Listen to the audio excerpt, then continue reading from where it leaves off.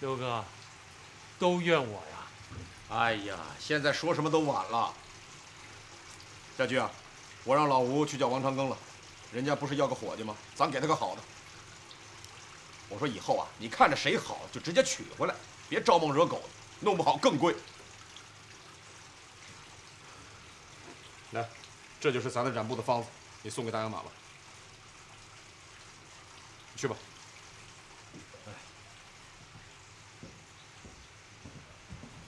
东家，掌柜的，长庚来了。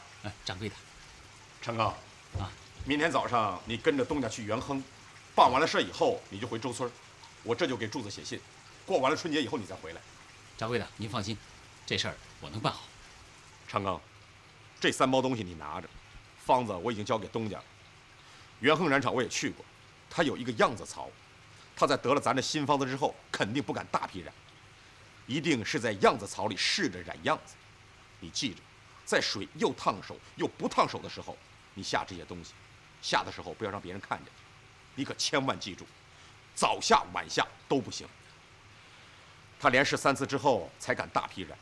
如果3次以后他还要试染，你就回来再拿几包，不过一般不会超过3次。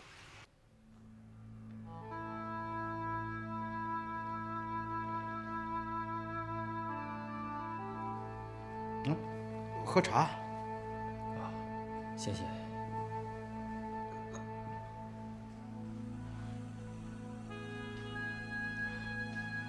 茶的味道真好，好吗？好的，多喝点。要不然这样，你们俩先聊着，我到车间去看一下，好吧？你们俩聊啊。你们聊。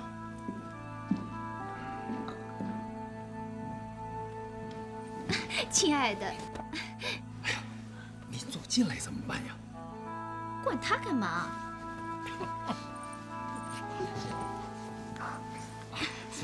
思雅，家驹，我是真的喜欢你，以后咱们每星期见1次面好不好？就1次嘛。思雅，我也喜欢你，可是我觉得咱们这么来往挺不纯洁的，我已经很自责了。你先下来，你先下来。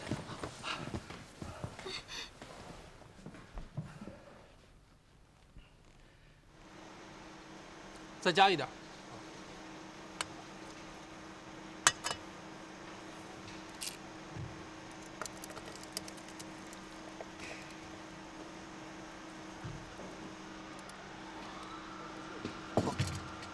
拿去调试一下。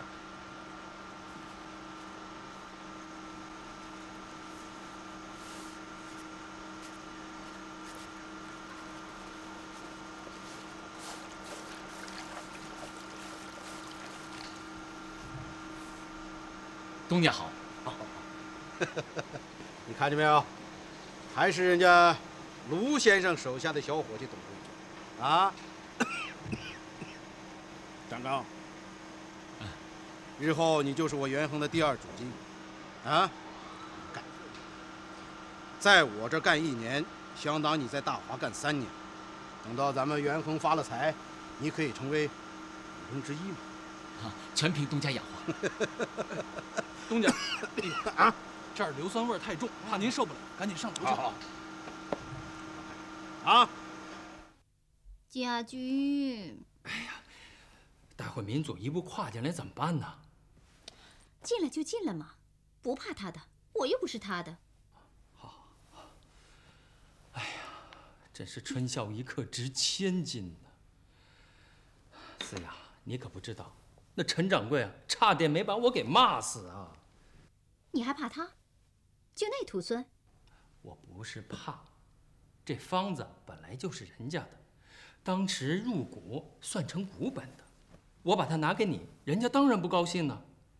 好在陈掌柜有辈分的啊，这才把老方子给了我。哎，你再把那方子也拿来。哎呦，行了，思雅，这我也得吃饭呐，大华也得发展呐。啊，别说陈掌柜不会给，他就是给我还不同意呢。思雅，咱以后来往就是风月上的友谊，别跟买卖掺和一起，行吗？哎，站着干什么？坐坐坐坐坐坐坐坐坐。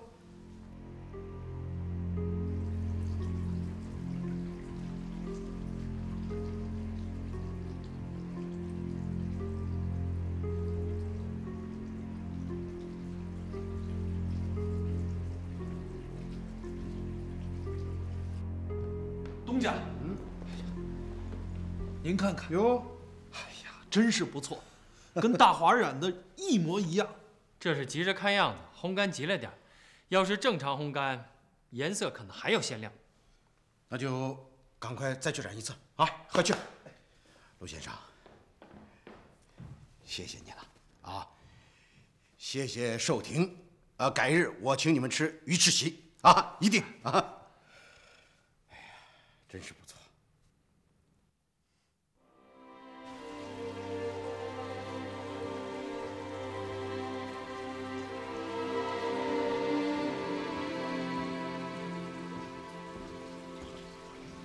刘哥，我回来了。孙文祖说要请你吃饭。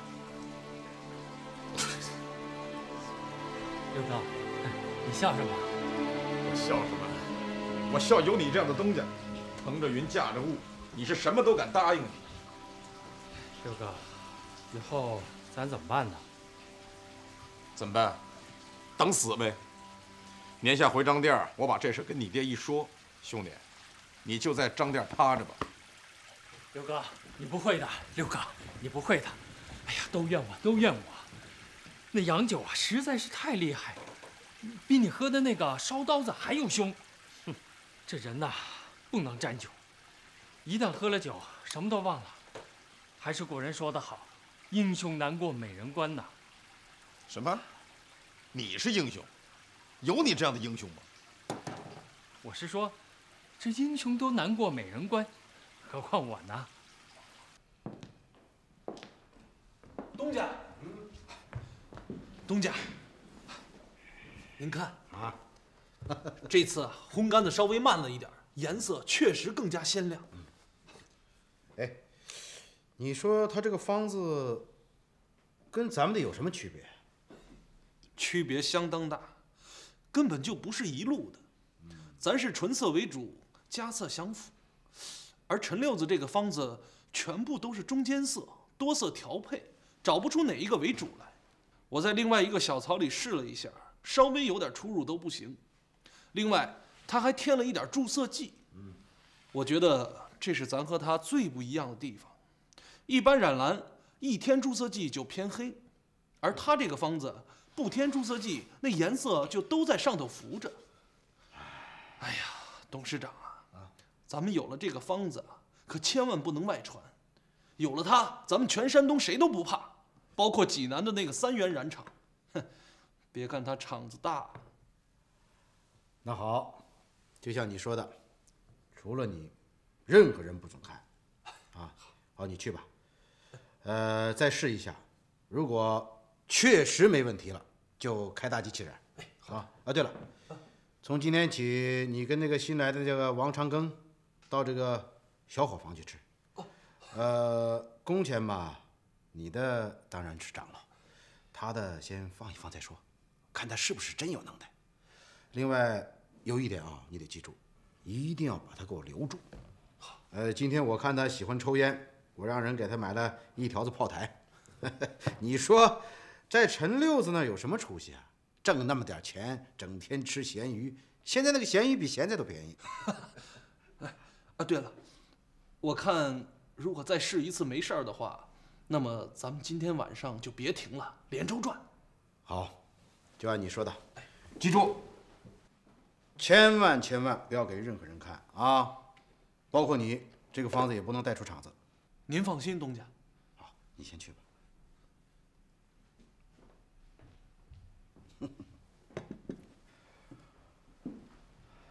老伴儿，怎么了？说实话，真正的大功臣是你。哎呀，如果咱们的布染得跟大花一个样子，那过不了几天，这个陈六子啊就得卷着铺盖卷走人了。我说吧，掌柜的再能，也得听东家的。他关键是不读书不识字儿，他吃亏就吃亏在这儿了。这老子上怎么说了？国之利器不可以示人。这小六子啊，吃亏就吃亏在这上。哎呀，可惜呀，这大华将不再风光了。哎，宝贝儿，真是多亏了你了。哎，别试了，快开大机器染吧。还得试一试，确实是没问题。以后咱们再开大机器，到那个时候，这个陈六子啊，用不了15天，就得被我逼得无路可走了。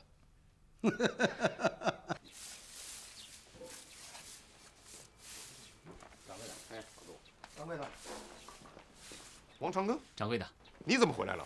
掌柜的，长庚跟我说了，他们把4台机器全都开了，今天晚上也不歇着，一次就偷染了200匹。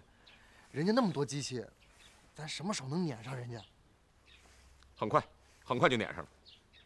我说长庚，哎，你还得回去，不分白天黑夜的干，烘干、拉宽拉长，然后再整平烫烫。咱帮人帮到底，送人送到家。他每天染多少匹，你都记下来，然后回来报信儿。哎，再待上3天，不然他们记不住。掌柜的，那3天以后呢？3天以后再说，也许2天，反正现在说不准。到时候啊，我让驴把头去告诉你。走，哎，去吧。掌柜的呢？朱掌柜，青岛姑爷有信来。谢谢你了啊！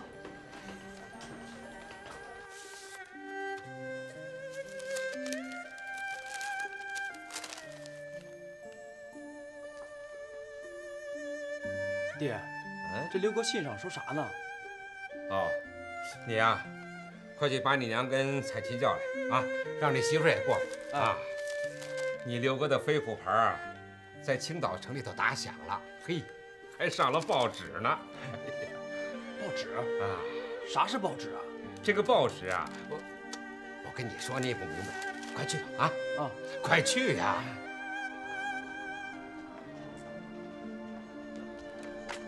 哟，掌柜的，又是我，怎么又是你啊？还是那句话，不做，我让你这1毛钱的情啊，永远还不上。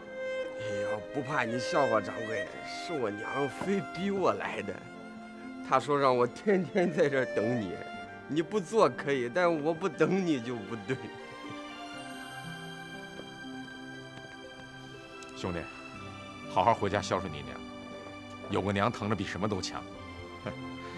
不是我不愿意坐你的车，我是干买卖的，每天要是坐在车上走啊，走得太快了，啥也看不清楚。明天就别来了啊！以后有什么难处，缺个仨瓜俩枣的，就到大华染厂来找我。我姓陈，小钱我还出得起啊！谢谢掌柜。哎，走了啊！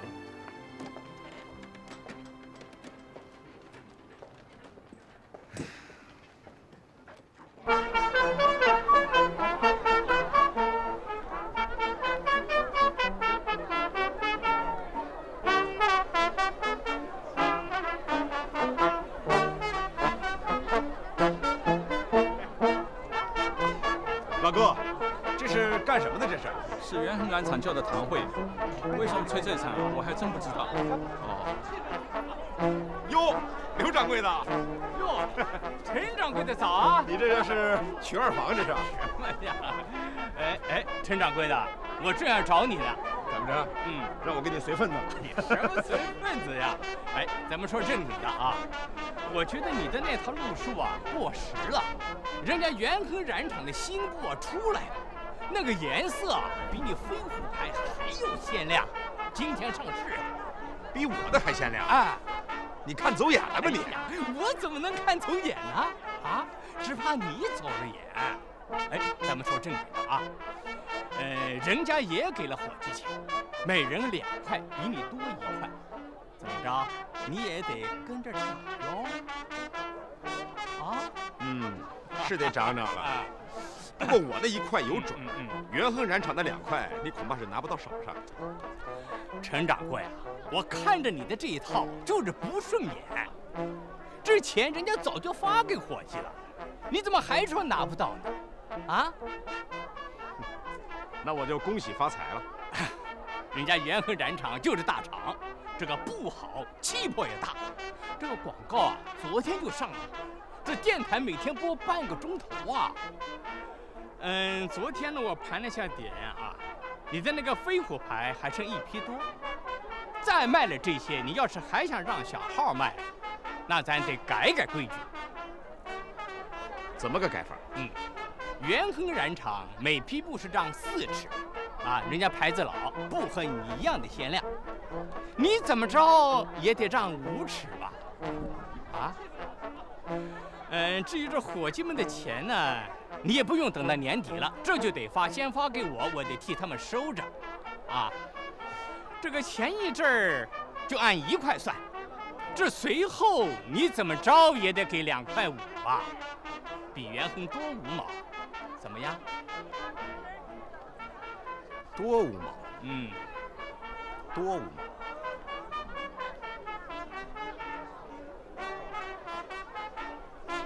哎，陈掌柜的，你看什么呀？啊？我看这天上是不是掉白面馒头了？哎呀，陈掌柜啊，我干的是买卖，谁家的货能挣钱，我就卖谁家的货。啊，刘掌柜的，你呀，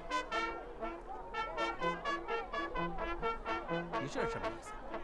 你顶多蹦跶6天，6天之后你就得来求我。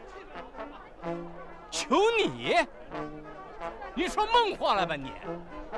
陈掌柜的，你要是再较劲儿的话，你剩下的那批我也不卖了，拿回去吧。行，我随后就派人来取。6天之后我在厂子里等你。我把这话说在前头，你这个店铺的布，我是1尺也不让。你？就你？你做梦去吧你！呸！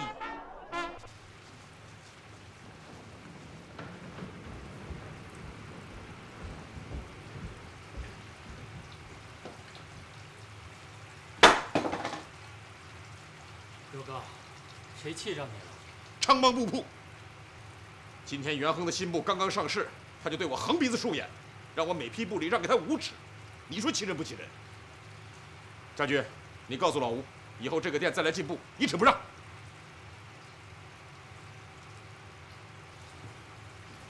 刘哥，你知道我不认识字儿，你这干什么？有什么事儿快说。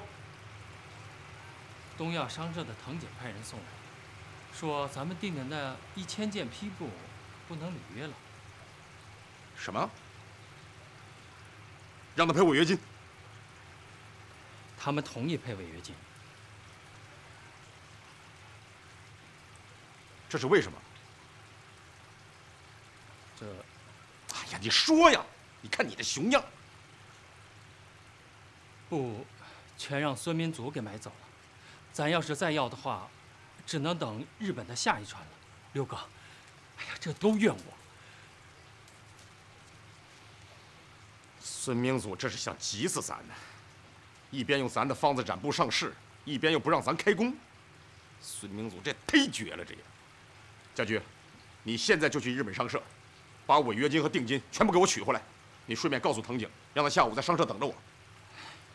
刘哥，这都是我，哎呀，都是我不好。不管是你不是你，我和孙明祖这一战早晚脱不了。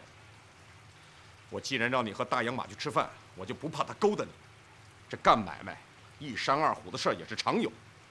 咱要是小打小闹、无声无息的，孙明祖兴许能容得下咱；可咱要想干大了，孙明祖就会想方设法的办咱。现在不办，早晚也得办。只是没想到孙明祖看着面善，心却这么毒，一季接一季的。是，商业竞争的残酷性历来如此。哼，姓孙的。六哥，没把你气着吧？家驹，你去把吕东彪找来，我有事找他。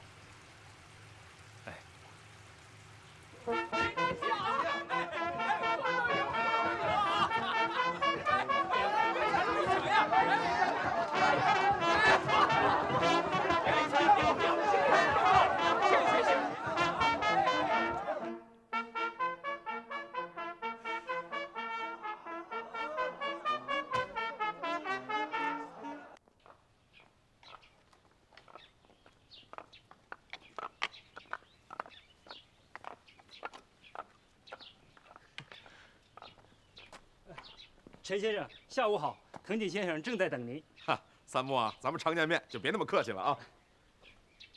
哎，我说三木，你说这日本姓都是2个字儿，没法小王小李的叫。你说叫你小三木吧，觉得不对劲；直接叫你三木呢，又觉得不够近乎。都说日本人是中国人的外甥，这捣鼓来捣鼓去，越来越不像他舅了。陈先生，您太幽默了，你叫我什么都可以。陈先生，哎，藤井先生，请。 行，陈先生，请。藤井哥，你怎么能干这种事儿呢？你啊，真是对不起啊，陈先生。哦，哎，波叔，他这背后背这个包袱是干什么用的？啊，是装饰物，没有其他的用途。没用背着干什么？我还以为有什么大用处呢。啊，这是中国茶。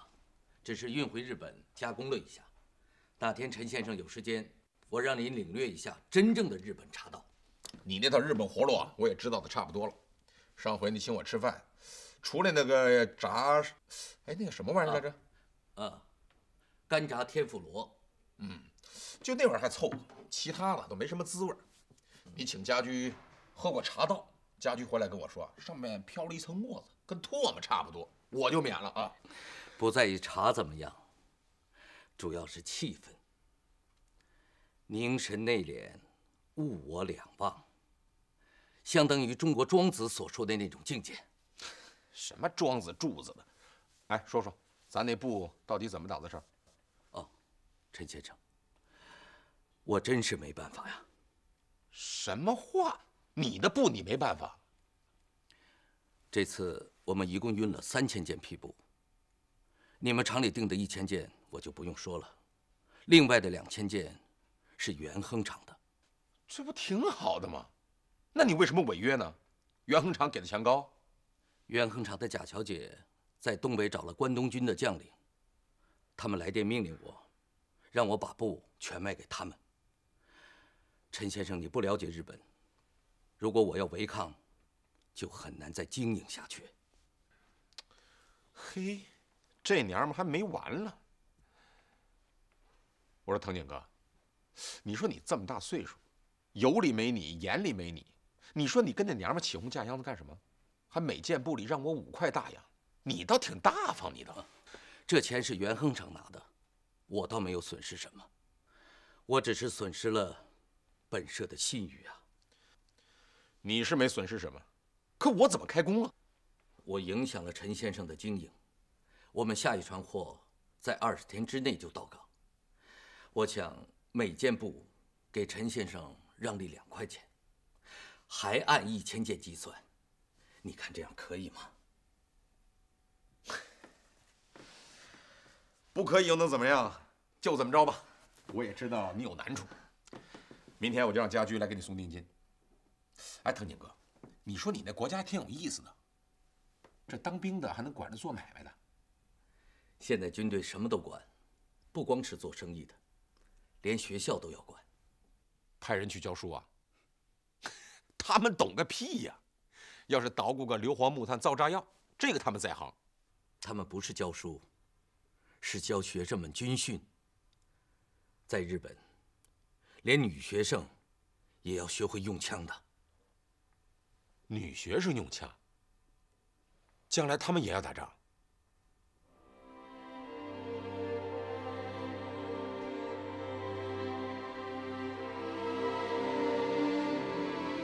这是我女儿来信告诉我的。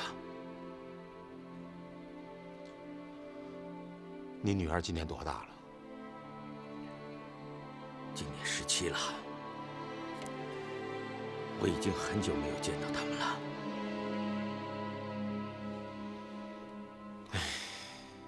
藤井哥，你出来这么些年了，应该回去看看他们。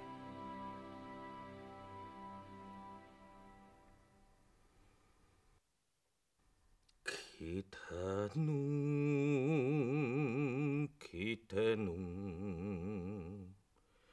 kiyomizu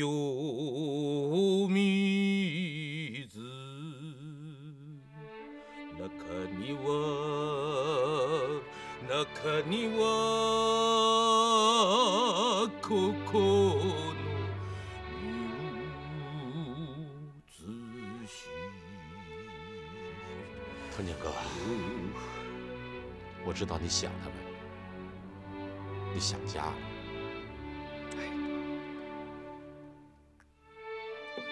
我也给你唱一段山东吕剧，听着。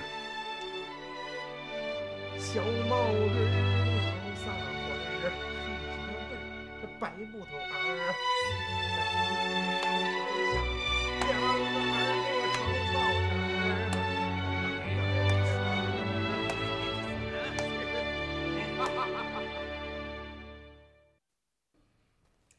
第一次发多少匹啊？430。码头那儿船我都联络好了，贾小姐从东北打电报来说，最少发1000匹。最早什么时候转船？下午。下午，那就下午先发1000匹。船是后天下午开是吧？哎。后天下午，实际我可以让车间连班干。 1天1夜怎么也能弄出来800匹吧？对，先给东北发1500匹，哎，剩下的咱们在青岛和省内做，再有才发北京和天津，主要是东北。这个陈六子，他这个飞虎牌在东北销的非常好，咱们这次不但要把他从青岛赶出去，东北这个市场干脆我们给他吃下来。董事长。 这多亏了贾小姐，这回贾小姐可是立了大功了。那是。只要我们干挺大华，实际上我们就控制了这一带的染布市场。虽然咱们现在是连让利在做广告，是亏了点，但是只要稳过神来，稍稍核算一下。对了，一定要看着陈六子死挺了，立刻涨价。哎，这个事儿实际你现在就可以着手筹划筹划。 另外，你说这些小股东也不明白我的意思，整天来问我，下午开个会，省着我一个一个跟他们解释。哎，我这就去办啊！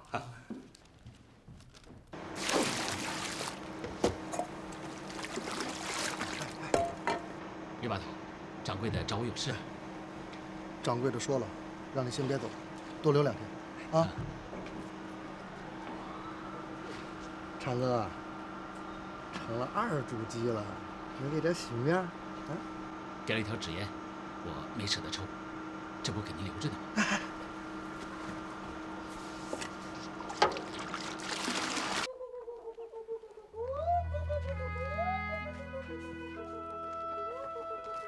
爹，我可应了人家那3间染房，到了晌午，你可想着去会仙楼啊？同行之间帮点忙那是应该的。 再说，这也是你六哥的意思。晌午我就不去了，让人家省下这份钱吧。我昨天呀就给人说了，可人家就是不依。我看呐，您就去吧。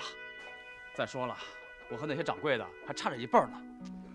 镯子，咱1匹布提了5厘钱，买卖差了多少？至少减了1成半。那些小货都不来了，还说呢，咱挣钱没够。 爹，人家那3间染房高兴了，可咱吃亏了。我想，咱的买卖再往下走，就得把价钱降回来，咱不能把财神往外推呀。先这么着吧，回头我打封信问问你六哥。晌午我去趟会仙楼，咱吃亏了也得让那3家知道知道。柱子，你也是，咱少上2成，也比那3家的加起来多2倍。咱的钱让人家给挣了去了，你爹本来就心疼你，你还跟着这添祸。就按寿亭说的办啊！他爹啊，你晌午到会仙楼去，千万别再提这件事了啊！在涨价之前，咱都挨家挨户的告诉你，人家也都知道了，也都领了情。你要是再翻来覆去的磨叽，那反倒显得小气了。吃了亏，人家也不说咱好，啊！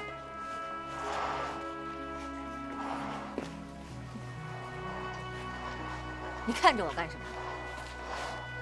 我告诉你说啊，咱这钱价要是落了下来，小心你六哥回来啊，他不骂死你啊，就算你命大了。娘，不是我贪财，我是怕把六哥叫下的买卖干小了。干小了也不关你的事儿，真是。娘，青儿，福气醒了吗？没有，他睡得可好了。这孩子。哎，对了，寿亭的衣服我已经做好了，让我爹抽空写封信，一并给烧了去吧。嗯，不用烧了。过2天卢大少爷送二太太回来，让他烧更保险。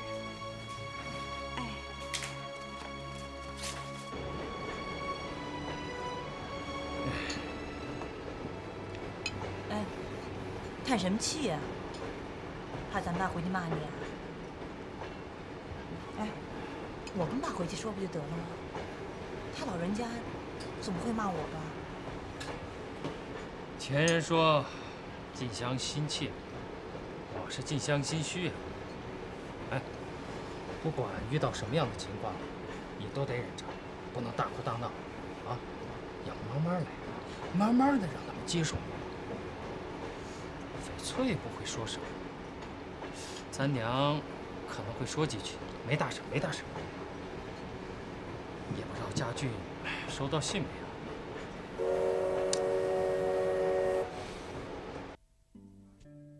找就找了呗，干什么还要带回来？姑，我心里堵得慌。他是因为有了身孕才送回来的。等他生完孩子，让他把孩子留下，自己走人。翠儿，别说你心里难受，就是我心里也堵得慌。都是你那个爹，让他留什么洋，学会了自由恋爱了。姑，咱地里打的粮食也够吃了，那上窑的厂子挣的钱也够咱们花了。姑，咱不让家驹哥去青岛不行吗？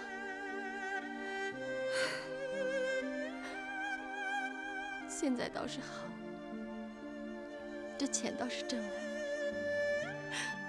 可人却没了。咱倒是图个什么呀？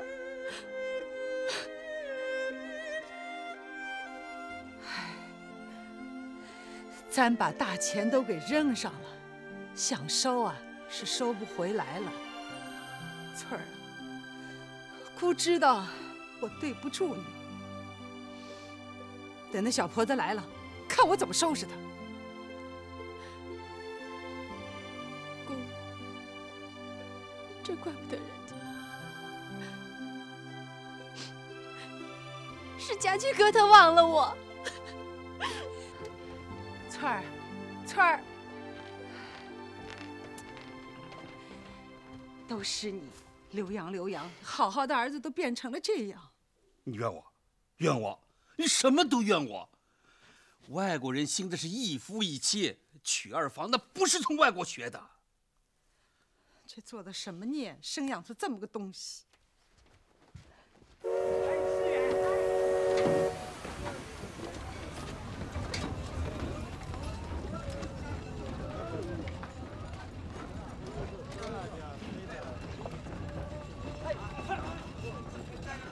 哎，家驹，家驹啊，这是你嫂子。小嫂好，这是家驹。二弟好。错了，你应该叫二叔。二叔，干嘛叫他二叔啊？这是孩子叫，啊，叫什么都一样，都一样啊。家驹，我们走吧。走啊。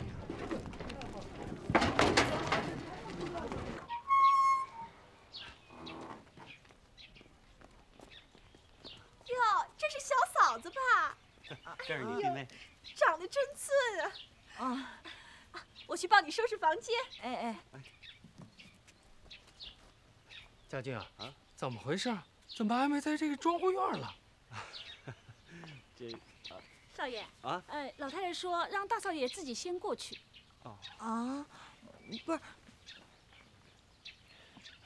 家俊啊，你先照顾好你嫂子啊！我去就来，去就来。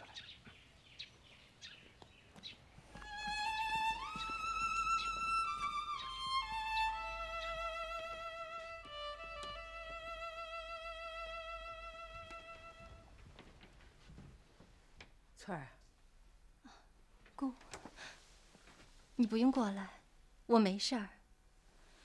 我打发人去找家驹了，咱得当面问问他，这是为啥？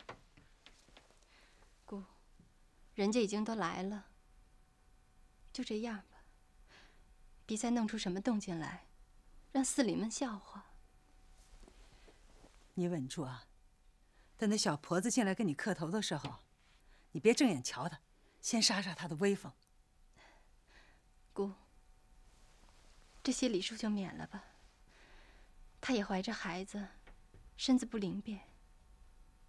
再说，弄过了火，家驹哥也为难。他怎么就不想想让咱为难呢？真气死我了！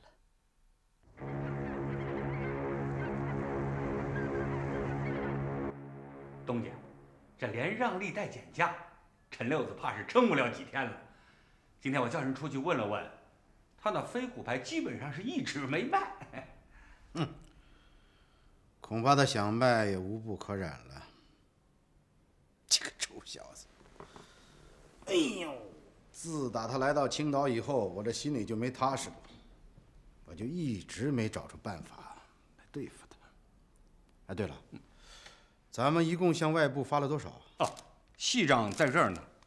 天津、北平到唐山，这沿铁路一路上是发出去4300，水路是2600。贾小姐来电报说还要货呢，给他回个电，先不发了。我估计陈六子手里也没什么存货了。等他的布一卖完，第一，立刻停止减价；第二，咱们得涨点价了。你合计一下，看涨多少为好？哎，我这就去合计。对了，告诉门房，不能让这个陈六子进来。我断了他后路之后，他肯定很急。这个臭要饭的出身啊，彪呼呼的，什么事都能干得出来啊！对，干脆啊，你放一个人到他厂门口看他的动静，他只要向咱们这儿来，立马报告我。哎，我这就去。将军，掌柜的，你这巡河炮用的真是用神了，打得我这象飞不起来，这车也出不来啊！太厉害了。老吴啊，我要饭的时候可没少学东西啊。听说书看下棋，隔三差五还得听场戏。我那时候就是肚子饿，说句不好听的话，我连猪食我都吃过。正是因为有了这些历练，才有了今天。孟子说天降大任。老吴，孔子也好，孟子也好，这些我也趴在学堂的窗户口听过，可就是不如听说书的热闹。特别是那《隋唐演义》，济南剪子巷口，36勇齐会贾家楼，第一条好汉李元霸。第2条好汉于文成都，第3条好汉裴元庆，那秦琼、秦叔宝，有名的朋友800，无名的朋友那真是不计其数。还有山东四川的小罗场，回马枪挑了单雄信，那真是热闹。哎呀，这一转眼就10多年过去了。哎，老吴，我问你句话啊，当初我要是要饭要到你们家，你能给我一口吃的吗？哎，幸亏你没去，你要是去了，我要不给的话，这会儿你不拾到我？哎，这个，哎，掌柜的，这会儿咱那布啊，让新孙子给劫了，这是个教训。以后在仓库里啊，得有点布，一是呢保本压仓，二呢是防止海上起了浪，这船靠不了岸。这没有隔夜粮啊，心里没有底儿啊。我也想过，可咱钱不凑手啊。我要是有钱了，我买上1万匹布在那放着，行市好了，咱就把布染上；行市不好，咱就放着坯布等行市。没有压仓布，咱不敢玩得太深。哎，掌柜的，您不是和苗先生很好吗？咱能不能借点钱，先周转周转？咱现在啊是卖了豆腐的钱买豆子，这不是个常法的。苗先生这个人你不了解，这个人一般人比不了。他把钱看得比鸡毛都轻，咱要问他借了钱，他根本就不让还。哎，老吴啊，东家这时候该到家了吧？要是火车不误点的话，兴许吃上饭了。还吃上饭呢？这时候啊，可能他站在他们家堂屋正在遭罪呢。你想啊，卢家好几辈子没娶过二房，这规矩到家居这给改了，他们家还不跟乱了营似的。这二太太哪遭过这个罪？用不了几天，她就得跑回来。真说不定。这张家的冷啊，就够他受的。再说呢，又没炉子。这二太太嫁给东家，还以为掉进蜜罐子里去了呢。还蜜罐子呢，用不了几天呢，她就变成醋坛子了。大洋马这出还没完，家驹又和电报局拍电报的好上了。咱这回得摁住家驹啊，要不然过年回家我都没法到他们家去拜年了。掌柜的，你有事儿啊？掌柜的，这几天停工，那工钱怎么算？不是我问，是伙计们让我来问问。怎么算？照发。哎，好嘞。来，你等等啊，你来的正好，你去告诉花花，让他们到码头上去买鱼，大锅炖，多放油，然后蒸上白面馒头，大伙一起吃了解解馋。哎，好了，哎，那什么时候通知伙计们开工啊？你赶紧到码头去买鱼，兴许4天，兴许5天开工。你告诉伙房，让他们1天炖鱼，1天炖肉，大伙吃好了好上机。哎，好了，反正有人请客。走着，掌柜的，去吧。再杀一盘。来，支上。